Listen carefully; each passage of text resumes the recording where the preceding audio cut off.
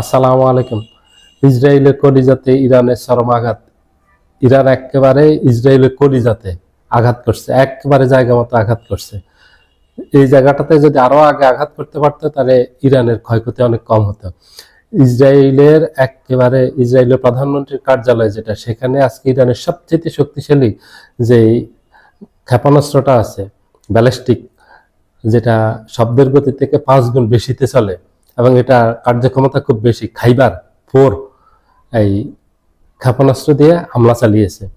এবং এটা অনেক হয়ে গেছে, এটা আলোচনায় আছে যে নেতানিয়াহু সম্ভবত মারা গেছে।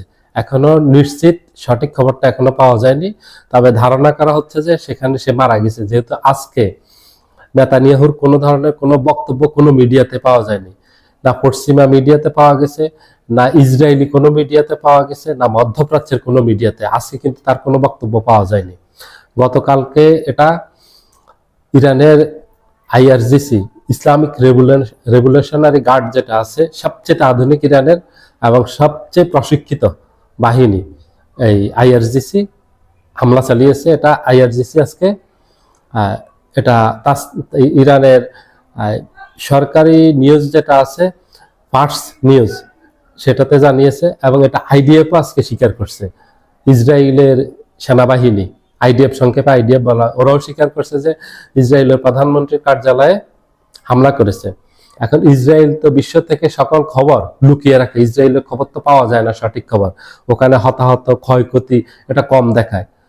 তাদের যুদ্ধে মনোবল ভেঙে যাবে, এই জন্য সৈনিকদের, দেশবাসীকে চাঙ্গা রাখার জন্য এই মিথ্যাচারগুলি করে এবং তাদের সঠিক ক্ষয়ক্ষতির যেটা হয় সেটা গোপন করে। এটা আমেরিকাও করে। আমেরিকা পুরো বিশ্বের মিডিয়া নিয়ন্ত্রণ করে। আমেরিকা দেখবেন যে ক্ষয়ক্ষতির নিউজগুলো একেবারে পারত্যপক্ষে আসে না, যখন দেখে যে আর এটাকে আড়াল করতে পারতেছে না, এটাকে আর হজম করতে পারতেছে না, তখন গিয়ে ওই খবরটা এই প্রকাশ করতে বাধ্য হয়। আজকে কুয়েতের বিমান ঘাঁটিতে ইরান হামলা চালিয়েছে, সেখানে আমেরিকার 3টা F-13 যুদ্ধ বিমান বিধ্বস্ত হয়েছে। এটা আমেরিকা আজকে স্বীকার করতে বাধ্য হয়েছে, কারণ এটার ভিডিও ফুটেজ একেবারে সকল মাধ্যমে চলে গেছে, গিয়ে এটা প্রচারিত হয়ে গেছে, এটা হজম করতে পারেনি। এবং গতকালকে আমেরিকার যে নৌবহর সুপার ক্যারিয়ার, যেটাকে বলা হয় আব্রাহাম লিঙ্কন, ওটাতে হামলা চালিয়েছে। ওখানে আমেরিকার 3জন সেনা মারা গেছে, এটা স্বীকার করতে বাধ্য হয়েছে, যেহেতু ওই ফুটেজগুলো এগুলি সব দিকে ছড়িয়ে পড়ছে, এটা আর অস্বীকার করতে পারেনি, এটা হজম করতে পারেনি।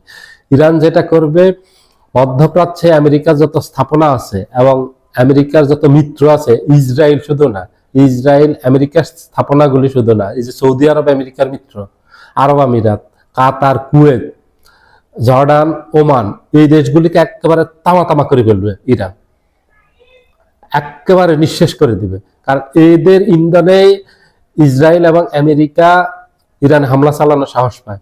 এবং এই খামেনিকে হত্যা করার জন্য ইসরায়েল এবং আমেরিকাকে পিছন থেকে উস্কে দিয়েছে সৌদি আরব, আরব আমিরাত, এগুলি একেবারে প্রমাণিত। এবং ইরান শেষ আঘাতটা করে যাবে, ইরানের শেষ সক্ষমতা আছে, ইরান পিছপা হবে না। ইরানিরা খুব সাহসী, ইরানিরা বীরের জাতি, ইরানিরা হারবে না। ওরা যদি হারতো, পরাজয় মেনে নিত, তাহলে খামেনিকে মরতে হতো না। ইসরায়েল এবং আমেরিকা যে প্রস্তাব দিয়েছে, সেই প্রস্তাবে বহু আগে রাজি হয়ে যেত। আজকে 45 বছর থেকে আমেরিকা, ইউরোপ, ইসরায়েল সহ যত চাপ প্রয়োগ করছে, ইরান ভেঙে পড়েনি। কারণ ইরান শক্তিশালী রাষ্ট্র, ইরানকে চাইলে ভেঙে দিতে পারবে না। ইরান এত দুর্বল দেশ না। সৌদি আরব, কাতার, কুয়েত, আরব আমিরাত, ওমান, জর্ডান, এগুলি যত দুর্বল দেশ, একটা ঝড় আসলে এগুলি ভেঙে যাবে। ইরান সে ধরনের দুর্বল না, ইরান পুরো উল্টো দেশ। ইরান খুবই শক্তিশালী দেশ। ইরানের শুধু সামরিক দিক থেকে শক্তিশালী না, ইরানি জাতির বিশাল একটা ইতিহাস আছে, 5,500 বছর পূর্বের একটা ইতিহাস আছে। ইরানিরা একসময় সাম্রাজ্য ছিল, ইরানের পারস্য সাম্রাজ্য ছিল পৃথিবীর সবচেয়ে পুরানো এবং বড় সাম্রাজ্য, পারস্য সাম্রাজ্য। সেই পারস্য সাম্রাজ্যের উত্তরাধিকার এই ইরানিরা বহন করে এবং তাদের মাঝে সেই অহমিকাটা তারা সেটা রাখে। ইরানিদেরকে চাইলে কোনো জাতি পরাজিত করতে পারবে না। ইরান এই যুদ্ধ কন্টিনিউ করবে এবং আমেরিকার যেগুলি মিত্র আছে, বন্ধু আছে মধ্যপ্রাচ্যে, এগুলি সব তামা করে ফেলবে, একটাকেও রাখবে না, একদম ছিন্ন বিচ্ছিন্ন করে ফেলবে। ইরানে আঘাত করার সমুচিত জবাব ইরান দিয়ে যাচ্ছে এবং এটা অব্যাহত থাকবে। এবং এই যুদ্ধ আমেরিকা ইসরায়েল থামাবে না, এই যুদ্ধ শুধু ইরানই থামাবে। ইরান তা আগেই ঘোষণা দিয়েছে, যুদ্ধ যদি আমেরিকা ইসরায়েল শুরু করে তাহলে এটা শেষ করবে হলো ইরান। ইরান সেটাই করবে। এবং ইরানের এক একটা এখন গোপন যে আধুনিক অস্ত্রগুলি বের করতেছে, এটা ইরান আগেই ঘোষণা দিয়েছে। এটা এখন হতভম্ব হয়ে গেছে ডোনাল্ড ট্রাম্প, নেতানিয়াহু তো এখন কোনো খোঁজে নেই।